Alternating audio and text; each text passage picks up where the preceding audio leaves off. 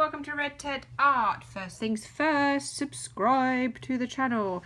Now here we have some DIY emoji beads made from a salt dough. Yes, salt dough. It is cheap, it is really quick and easy to make, and it's lots and lots and lots of fun. So let's get here's some salt dough that I prepared earlier. You can watch a video up here or in the comments down below of how to make salt dough, but in essence all you need to do is mix 2 parts of normal flour, so not self-raising, normal flour, 1 part of salt, and up to 1 part of water. Now the important thing is that your salt dough isn't too dry but also not too wet, because if it's really wet it's really hard to work with.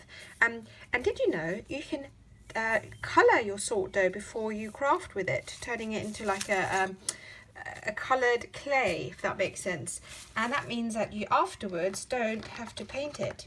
So I'm going to have a go at painting my salt dough yellow, not painting, sorry, colouring it yellow.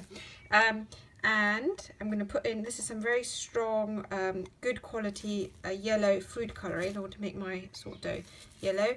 It will go all over my hands, but that's fine. I can wash them afterwards. So that's something that you need to bear in mind. In fact, I'm just going to get a, what's it called? I've got a chopping board here to do this on, rather than get it all over my work surface. There we go, because it doesn't matter.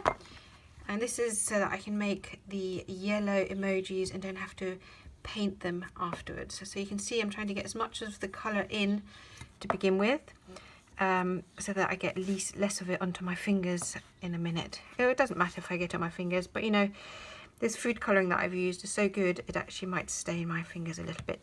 You can use paints, you can use other colours, but to be honest, I found it's a real trial and error. So some of them, the dough will look amazing, and then when it dries, the colour really gets lost. And then others, you know, then you have to varnish it to get the colour to kind of shine out again. So you really, I'm just adding a tiny bit of water here, because it was drying out the dough. It really is trial and error. You have to have a look at what you've got at home, and basically you just go from there. Different paints will work differently, just experiment.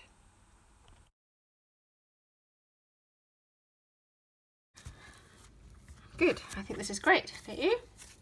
Nice yellow salt dough. Now I have it all over my hands, that's okay. I'm going to go and wash my hands later, and you know, they might stay yellow for a bit, but no longer than the next bath or the next shower. So now to make my beads, I'm going to literally just take, you know, a little amount and then see how big you want to make them. I quite like them reasonably chunky, because that will make it easier later on to add the details. Now you just want to make sure you roll a neat ball. Now the problem with the salt dough is that once you've got your neat ball like this, you still need to get your hole into it. So it will lose some of its shape in a minute. So I've got a toothpick here. I'm going to use that. Can you see it's losing a little bit of its shape as you squeeze it in to get your hole in. Now ideally, I would say, if you can, let your salt dough dry on the toothpick. That's because as salt dough dries, sometimes it sort of flattens a little bit, and your hole might get shut, if that makes sense. So as it dries, you know, like a cookie, it can expand and sort of change shape as it's drying. So by using the toothpick, you're going to help that hole to stay there, okay? And you don't want it shutting. And also, as it's drying, every, you know, if you're drying it in the oven, every 5 or 10 minutes or so, you might want to go in and just give it a little twirl to make sure that it's still loose. If you're drying it outdoors in the sunshine, you want to again check it maybe half an hour, because obviously it's drying slower in the sunshine, and again give it a little twirl just to make sure that that hole doesn't shut. Okay, so anyway, so I'm going to just make a few more of these balls, and then we'll let it dry and we'll come back to finishing off our emoji beads. Okay, now your beads are finished. I've rested them on some glasses, like you can see here. And the reason I've done that is that salt dough, as it rests, does actually flatten a little bit. So if you want to have a nice round bead that doesn't flatten at all, this is the best way to let them dry. Now, as it's sunny, I'm going to let them dry outdoors. This will probably take a day or two. It's quite warm today, but not hot, hot, hot. If it's a super hot day, they'll probably dry in one go. Now, it is important that you give them a little twirl every so often, just to make sure they don't get stuck on the toothpick. And if you're impatient, you can pop them into the oven, complete with glass and toothpick, but at a low temperature, about 50 to 80 degrees, and it should get dry in about 3 or 4 hours. But again, remember, you need to give them a good twirl every so often, just to make sure they don't stick. Just giving them a little twirl whilst they dry, and then popping them back. Make sure you don't knock them down like me. Okay, so my beads are dry, but I have a confession to make. Can you see that slight crack? Oh, I was lazy and I decided to put them in the oven and dry them in the oven. Now, it is possible to dry them in the oven without cracking them, but I clearly whacked the oven up too high. So learn from me. Do as I say, not do as I do. However, I still think the beads are fine. We can still use them to make our emojis. But like I say, you know, there's some slight cracks on some of mine.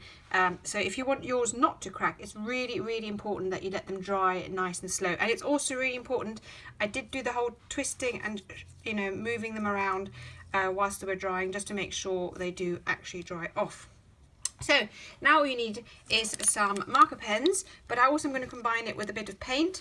I'm going to use marker pens for like the facial features, and then the paint for things like hearts or teardrops. So, you know, just so they stand out a little bit. So let's pick off, our first one. I'm actually just going to do 3 today, and then obviously the rest I might do later on. Now you choose whether you want your bead to go this way on your necklace or this way. I'm going to have them going that way, and I'm going to go for the laughing, you know, crying out loud emoji. So 2 eyes, and a big smile. Now if you're uncertain about drawing your things straight on, you might want to practice on a piece of paper first, or maybe do some pencil marks, and then you can you know, so you don't make any mistakes if you're worried about it. Look at that, that's looking really good already, isn't it? Now I'm going to get some of this blue. It's like an acrylic, this blue. Let's see, I haven't tried this one in ages. It's a bit shiny. I've got a nice thin paintbrush. And I'm going to just add these teardrops going right from the corner of the eye all the way across. And that's your first beaded emoji. I want it nice and thick. Actually, I think this looks quite good, cracks and all, don't you think? Now, I've got some other Emoji Crafts here on Red Ted Art. I've got some bookmarks, which I shall link and put in the comments, as always. I've also got some paper quilled emoji greeting cards. They look really cool. And again, I'm going to link them and put them in the iCards and in the comments below. So lots of Emoji Crafts coming here to Red Ted Art. And I really think you should check them out. Now make sure that when you're letting it dry, it doesn't roll around. And then you can move on and do some other designs. Just experiment, try out different ones, do some simple ones, some more complicated ones. Just experiment and have fun. Then all you need to do is put your nice big smile on and let them dry. And once they're dry, string them on some string. And you're done. Anyway, I hope you like this emoji craft. Don't forget to subscribe to Red Ted Art, and we'll see you here again soon. I'm going to show you the finished product as they're finished at the very end. Anyway, see you again soon. Bye. Very quickly, here they are again. You saw them at the beginning of the video, and now you get to see them again at the end. Aren't they cute? I think they look really good if you combine them with some other beads, and I don't think it matters too much if they crack a little bit. Aren't they fun? I do like the different sizes. So just experiment, have a go, and see what you can make. Now don't forget, subscribe to Red Ted Art, and see you here again soon. Bye!